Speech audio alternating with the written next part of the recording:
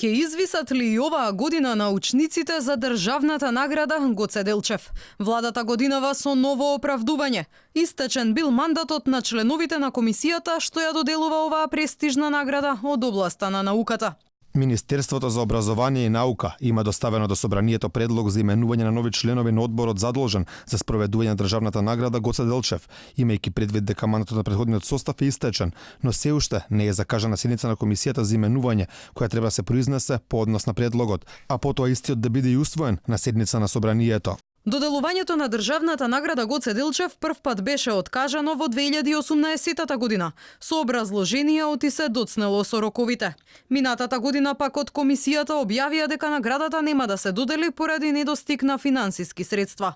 На ова дел од стручната фела алармираше оти власта ја откажува наградата Гоце Делчев за да им удоволи на источните соседи.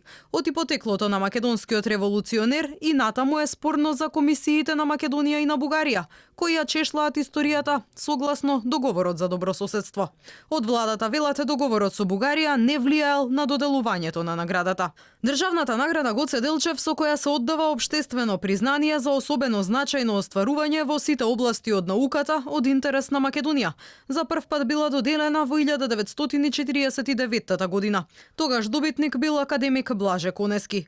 Од 1950 доделувањето мирувало се до 1978 година, кога била возобновена. Последен пат наградата за наука се додели во 2017 година. Последниве неколку години не се додели ниту традиционалната државна награда за публицистика и новинарство Мито Хаџивасилев Јасмин.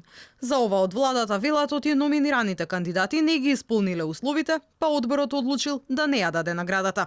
Затоа пак во мај 2018 година собранието востанови нова државна награда 22 ноември, денот на албанската азбука.